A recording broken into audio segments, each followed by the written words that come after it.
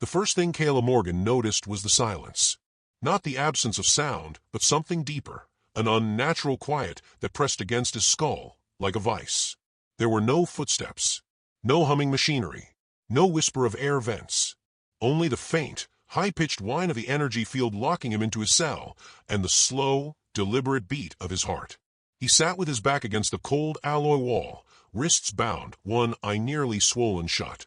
The bruises on his ribs throbbed in time with the overhead light's dim flicker. He was used to pain. What unsettled him was the silence. Then the scream came. It wasn't the sound itself that chilled him, it was the tone. It was human, sharp, real, torn from lungs that didn't want to give it up. Caleb didn't flinch, but he leaned his head back and listened. 3 cells down. The engineer. Ronan. They'd taken him. Caleb closed his eyes and exhaled slowly through his nose. They were probing again. The aliens, whatever name they gave themselves, had abducted at least a dozen humans, possibly more. Interrogating them. Testing them. Experimenting. Not out of necessity, but curiosity. Arrogance. He'd gathered that much from a few brief glances and conversations allowed between captives. The species was cold, clinical, high-minded. Thought itself superior. Their mistake, he knew, was thinking humans were predictable. Weak. Emotional. They hadn't met the right kind of human yet. Footsteps approached. 2 sets. One heavy, plodding. The other light, almost eager. The guards appeared, translucent armor catching the pale light. Behind them, an alien entered, a tall, insectal being with elongated limbs and 6 black eyes set deep in its chitinous skull. It tapped something into a device on its wrist, and the force field around Caleb's cell shimmered and fell. Subject 3, the alien said, voice oddly melodic through translator collar. You're next. Caleb didn't move. You can walk or we'll drag you, said one of the guards, a squat, quadrupedal creature with hydraulic braces on its legs. Caleb stood. Slowly, deliberately. He offered no resistance. The bruises weren't just from interrogation. He'd tried resistance already. Didn't work. So now he was waiting. Watching. They marched him down a sterile corridor lined with sealed doors. Screams echoed faintly behind some. Others were silent. As they passed one door, it opened briefly. Inside, he caught a glimpse of a man strapped to a metal table, twitching under the probe of needles. Dr. Venxel, the lead alien researcher, stood over him, clicking its mandibles in curiosity. They reached an observation room. A single chair waited, bolted to the floor, cuffs extending from its arms and legs. Caleb sat without prompting. He knew the drill. Your emotional volatility is interesting, Venxel said, stepping into the room. We cannot replicate it. Caleb said nothing. He stared at the floor, counting seconds in his head. His heartbeat was steady now. Venxel tapped a screen. A projection lit up on the wall. Images from Earth. Cities. Fires. War. Art. Music. The alien gestured toward the chaos. This contradiction. You destroy yourselves, yet cling to community. You kill but weep. We require understanding. Caleb raised his head slowly. His voice, when it came, was gravelly but steady. You're asking the wrong questions. Venxel paused. Explain. You think emotion is a glitch. It's not. It's the core code. You don't replicate it because you don't live it. You can't. Venxel tilted its head. Fascinating. A sharp electric jolt ran through the chair restraints. Caleb's body arched, then relaxed again. Venxel observed closely, then turned to make a note. Caleb smiled faintly. The electrodes were weaker this time. Testing thresholds. They still didn't realize what he was doing. Ronan Blake stumbled into his cell after they dumped him there an hour later. He was smaller, younger, mid-20s, thin but wiry, with clever hands and a nervous twitch in his jaw. Caleb watched through the faintly transparent wall as Ronan curled into himself, gasping. After a while, Caleb knocked gently on the wall. 3 short taps. Ronan didn't respond at first. Then slowly he lifted his head. Tap. Tap tap. It was Morse. Ronan blinked, then replied. Caleb caught the pattern. Asterisk. They know less than they pretend. Asterisk. Caleb tapped back. Asterisk. How many systems run on internal sensors? Asterisk. Ronan hesitated. Then, asterisk most. I saw a schematic. Asterisk.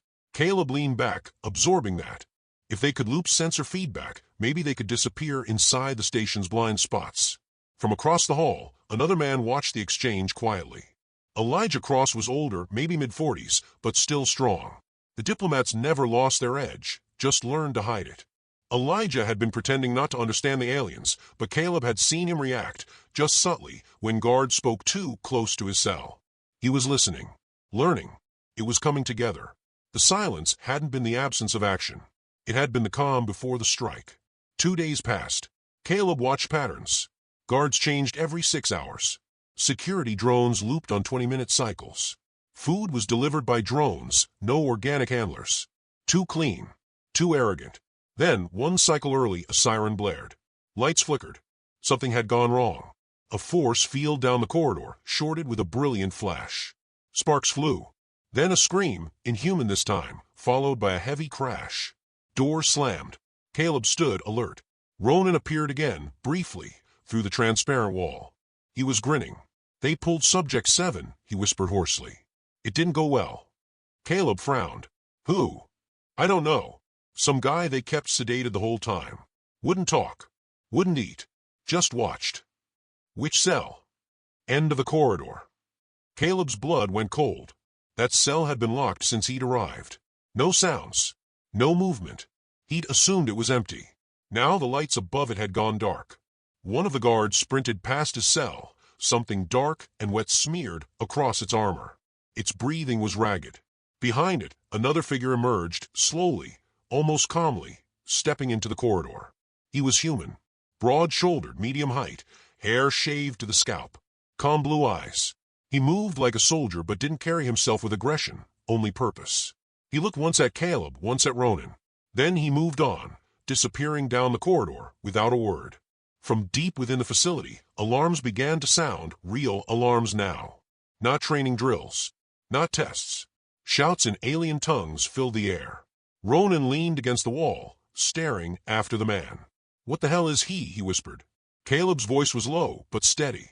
Human. Just the kind they didn't want to meet.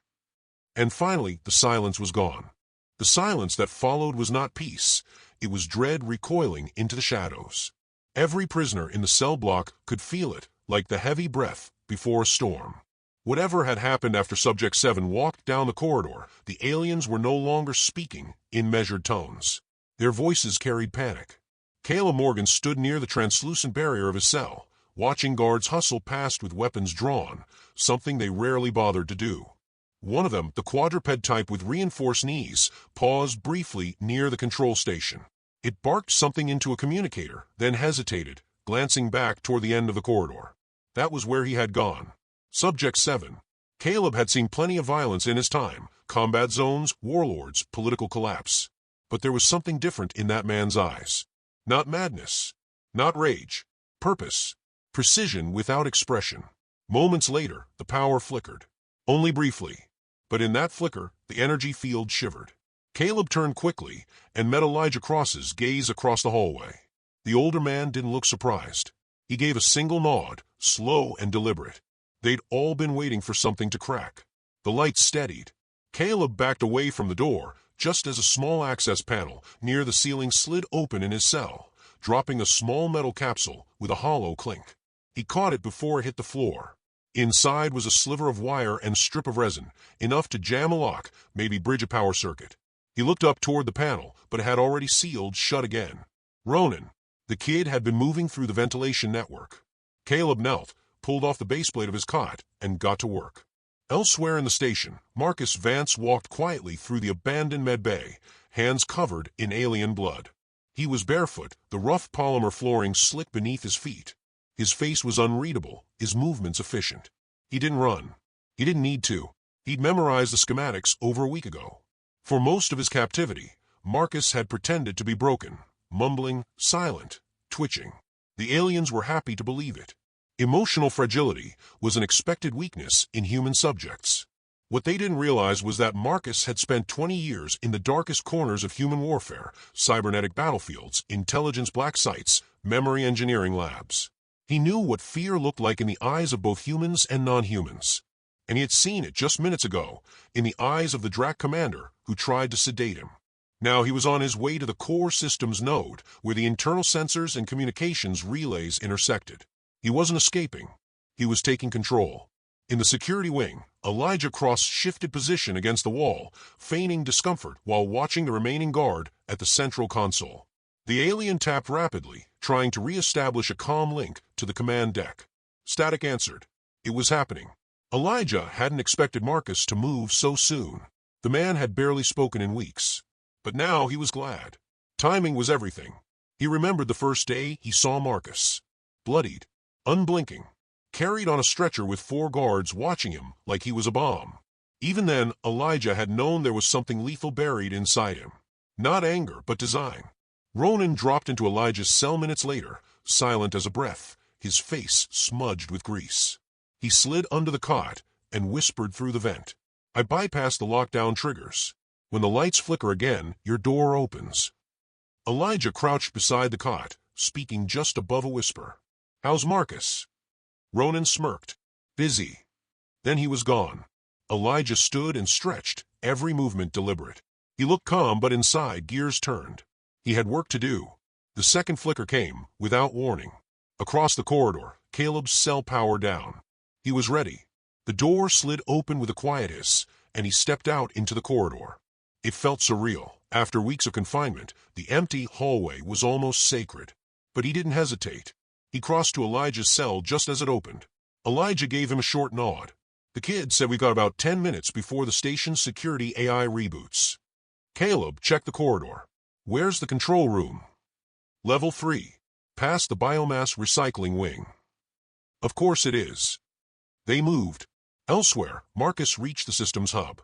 2 dead technicians lay behind him, no alarms triggered.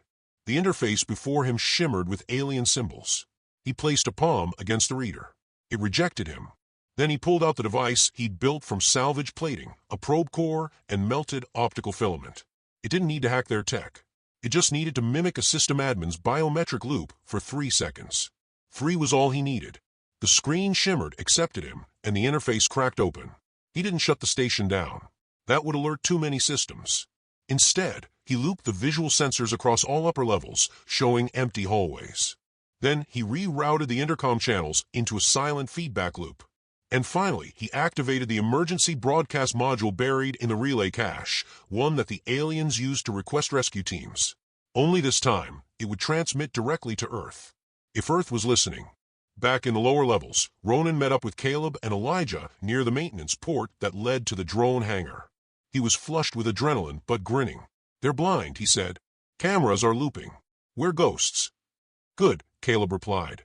Then it's time we stop being quiet. They reached the weapons cache. Ronan had mapped the service routes weeks ago.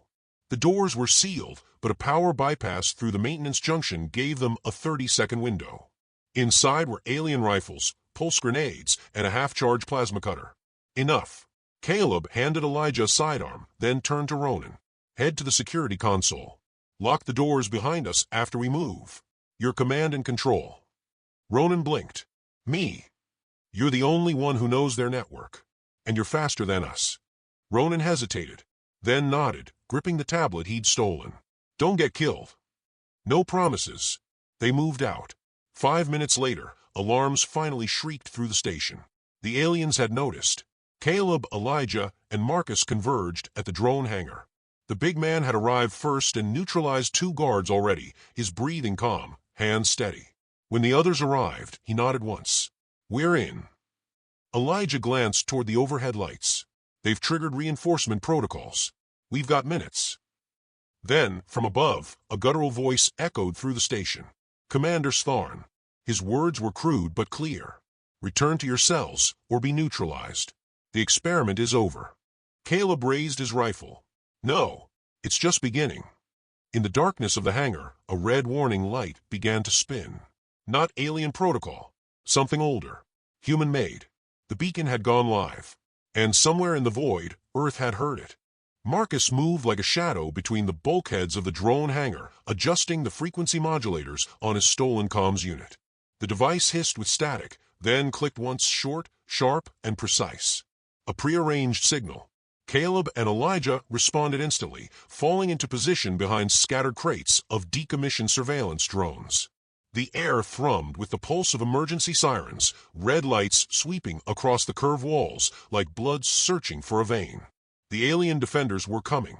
Caleb checked his rifle's charge cell. 72%.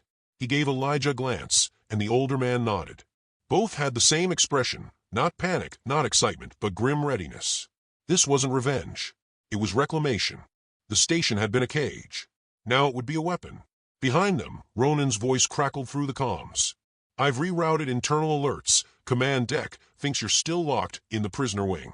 They've deployed units there. Caleb exhaled. Buy us 10 minutes more. Done. Marcus motioned forward. They advanced through the hangar's spine, where autonomous maintenance arms hung limp above disassembled craft. The drones were useless for transport, short range only, but the hangar connected to a pressurized tram tunnel, one that linked to the station's reactor and central AI core. That was the real target. Caleb's voice came low and even. We disable the core, we cut power to the orbital net. No more incoming ships. No more coordination. Marcus nodded without looking. And no long-range comms. They'll be blind and deaf. Elijah adjusted the magnetic sling over his shoulder, securing the plasma cutter. They'll also be desperate. Desperate enemies don't retreat. They lash out. That's why we hit first, Caleb said. They reached the first checkpoint, a semicircular junction lined with tall energy pylons, each pulsing with faint light. A guard patrol stood at the far end, two figures in glinting armor. Marcus raised a clenched fist, then pointed toward the conduits running along the ceiling. Caleb understood instantly. He moved to the wall, scaled a maintenance ladder with fluid precision, and shimmied along the conduit rail. From above, he positioned the pulse grenade. A small beep, then silence. The explosion wasn't loud, but it was effective, bursting with electromagnetic discharge that cracked the guards' visors and shorted their weapons. Caleb dropped on them before they could recover, striking one across the helmet with the butt of his rifle. Elijah finished the second with a clean shot through the throat. They dragged the bodies behind a panel and moved on. Further along the tram tunnel, Ronan monitored the confrontation through flickering surveillance feeds. His fingers danced across a scavenged interface, rerouting motion sensors, falsifying heat signatures. He'd never imagined himself capable of this, crippling an alien military station with a stolen datapad and a lifetime of coding competitions. But desperation had sharpened him. Adversity had revealed what classrooms never did. In another window, he watched Marcus advance into the next corridor. Calm, deliberate. There was something terrifying about the man's efficiency, like watching a machine dressed in human skin. And yet beneath it, Ronan knew there was pain. Marcus had barely spoken about Earth. But the haunted look in his eyes when someone mentioned Seattle told Ronan everything. The man had lost someone. Maybe everything. The core door loomed ahead, 4 meters high, alloyed with reflective shielding and coated with genetic access locks. Elijah approached the interface, fingers brushing symbols that shifted like liquid beneath the panel's surface. His brow furrowed. Biometric lock. Not just alien. Specific to this station's hierarchy. Marcus knelt beside the body of the guard they'd incapacitated earlier and extracted a crystalline implant from behind the neck. Will this suffice? Elijah blinked. You tore out a command node. Marcus said nothing. He inserted it into a port. The door hissed and cracked open. Inside, the core room was cathedral-like, walls arcing high above, coiled in glowing conduits that pulsed with energy. At the center stood the mainframe, a towering column of shifting panels and lights, constantly morphing as it processed petabytes of data per second. Caleb stepped forward. We're not destroying it. We're repurposing it. Marcus approached the control interface and removed a slender cartridge from his belt. Ronan's virus, built over weeks of hidden labor, written in a language that didn't exist before he'd created it. He slid the cartridge into the port. Lights dimmed, then flared. The alien AI faltered, hesitated, then stuttered into a new rhythm. Faster, sharper. Elijah watched as alien glyphs shifted into angular human text. He let out a slow breath. We've hijacked their brain. Ronan's voice broke through. Transmission lock established. Earth's receiving. They're responding. Caleb gripped the console. What did they say? Fleet en route. ETA 6 hours. Elijah turned toward Marcus. Think we can hold until then? Marcus didn't blink. We don't need to. On the far end of the core room, another door opened, and Commander Stharn entered. He was taller than any of them, armored in glistening plates that hummed with heat. His eyes glowed dimly, two sunken orbs burning with contempt. Behind him, two sentries flanked his sides, weapons drawn. "You've gone too far," Starn growled, voice like crushed metal. "You're clever, yes. But cleverness doesn't make you strong." "No," Marcus said calmly, "but it makes you dead." Before Starn could speak again, Caleb shot first. The plasma bolt struck the right sentry square in the chest, folding him backward in a heap of armor and sparks. Elijah followed suit, disabling the second with a clean shot to the leg, and a second to the exposed jaw. Starn didn't flinch. He lunged forward with terrifying speed, colliding with Marcus, driving him into the wall. Marcus grunted but drove a hidden blade beneath the alien's rib armor. It glanced off, ineffective. Starn snarled and raised an arm, hurling Marcus across the room. Caleb fired again, but Starn deflected the shot with a gauntlet hand. He advanced. Then Ronan's voice whispered in their ears, "Duck." They obeyed instinctively. From the ceiling, a repurposed maintenance arm shot downward with brutal force, slamming into Starn's back and pinning him to the floor. Sparks flew. Starn howled. Ronan's voice cracked with adrenaline. "I control the station now. And I don't like bullies." Marcus pushed to his feet, breathing hard. He approached the struggling commander, crouched beside him, and stared into the alien's eyes. "You treated us like puzzles. Toys. You never understood we were fire." Starn wheezed. "You're primitives." Marcus stood. "We're primitives who just stole your mind." He raised his weapon. Elijah stopped him with a hand on the shoulder. "No. Let the fleet see what they're dealing with. Leave him breathing." Marcus paused, then nodded. Behind them, the station's main comms array activated. A deep, resonant hum rolled through the walls. A voice, not human, not alien, but synthetic and clear, spoke across every deck. "This is Human Resistance Station 9. We are alive, and we are not afraid." Far below, in the vacuum of space, dark silhouettes began to emerge from a fold, sleek, silent, and human. Help had arrived. The first human ships dropped into orbit with no fanfare, no threats, and no demands. They didn't need to make any. Sleek vessels with matte black hulls and angled designs coasted silently through the upper atmosphere, scattering the last of the orbital drones that hadn't already shut down under Ronan's override. The alien station, once a symbol of detached intellectual superiority, now flickered with human-coded subroutines, its central AI translating distress into quiet submission. From the command deck, Marcus watched the fleet arrive through a fractured viewport.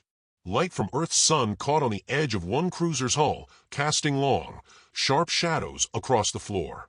He didn't speak, didn't move.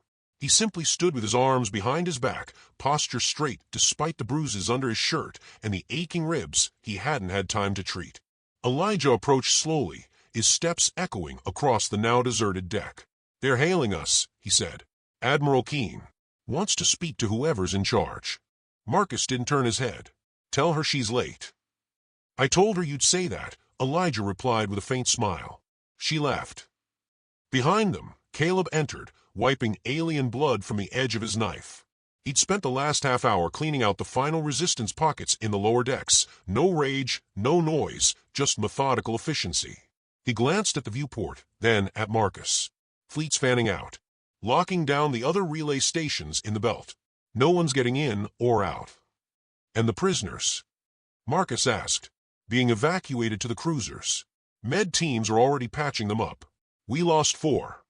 Caleb's voice stayed level, but his jaw tightened. "Not bad, considering what they did to us." Marcus gave a faint nod, then finally turned from the glass. "You realize this wasn't the worst they had." "I know," Caleb said, "but it was a beginning." Ronan's voice buzzed over the intercom. "Command, we've got full integration. Core AI now operating under joint command. Also, someone sent me a crate of chocolate from the fleet. If I die now, I die happy." Elijah chuckled. "You deserve it, kid. You saved all our asses." There was a pause, then Ronan's voice returned, softer this time. "Yeah, but doesn't feel over, does it?" Marcus answered quietly. "Because it isn't." Down in the brig, Commander Starn sat restrained in a containment chair, limbs bound by high-voltage cuffs. The alien's once brilliant armor was fractured, cracked open in a dozen places. His breathing was labored, and his expression unreadable, but his eyes still burned with defiance. Elijah entered the room alone. The lights dimmed slightly as he approached, and the translator unit blinked to life. "I expected execution," Starn rasped. "Which would make you a martyr," Elijah replied. "You're worth more alive. Your broadcasts have been intercepted by at least 6 other species. Every message you sent, every word about human inferiority, we've recorded all of it." Starn's gaze narrowed. "You'll use it?" "No," Elijah said. "We'll expose it. We'll let the galaxy see exactly how wrong you were. You wanted to dissect us, turn us into data. Now we'll do the same to your arrogance." Starn leaned forward as far as the restraints allowed. "You think you've won?" Elijah's voice remained calm but hard. "We didn't come here to win.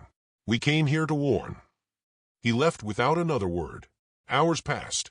The station systems were folded into human control, one after another. Medical bays were repurposed to treat survivors. Alien tech was stripped and studied. The floors were scrubbed of blood, some human, most not. There were no speeches, no declarations, just quiet, coordinated action. A sign that the humans were not just angry, they were organized.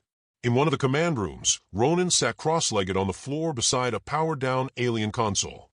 He was eating a chocolate bar slowly, savoring each bite like it was sacred. Caleb leaned in the doorway, arms crossed. "You did good," Caleb said. Ronan looked up. "So did you." Caleb smirked. "I've had practice." "Do you think Earth's ready?" Ronan asked. "For war. For what comes after." Caleb paused. "They will be, now that they know what's out here." Across the station, Marcus stood alone in the old interrogation chamber, the one where he'd first been held, where they'd tried to break him with chemicals and silence. He looked around slowly, as if memorizing the room's every contour. Then he reached into his jacket and pulled out a small, triangular object. He placed it on the chair. It beeped once, then began to glow. A memory capsule. He left it there. Elijah found him later in the corridor outside the hangar, leaving a message. "Evidence," Marcus replied. "If this happens again, others will need to know how we responded, what we were willing to do." Elijah studied him. "You're not planning to go home, are you?" "I don't think I remember how." "You'll need people like you on Earth. Strategists. Builders." Marcus shook his head. "I'm not a builder." "No," Elijah agreed. "But you are a reminder. And reminders are important." Marcus didn't respond. The fleet began to pull back just before local cycles end. Earth's military command had decided not to destroy the alien station. Instead, it would be claimed, fortified, and renamed Outpost Valiant, the first human-held station beyond the solar system. Before the last cruiser docked out, Marcus stood at the viewport one final time, joined by Caleb, Ronan, and Elijah. They looked out at the stars, not as prisoners, not as survivors, but as the vanguard of something new. "We weren't supposed to matter to them," Ronan said. Caleb answered, "Now we do." They stood in silence a while longer. Then Marcus spoke, voice low but unwavering. "They thought emotion made us weak, that fear and rage and loyalty were flaws to exploit. But it's not weakness. It's fire." Elijah nodded. "And fire spreads." As the last light from Earth's fleet vanished into the black, the station settled into a new rhythm, one born not of captivity, but of watchfulness. The humans had sent their message. They had been provoked. And now the galaxy knew exactly what that meant.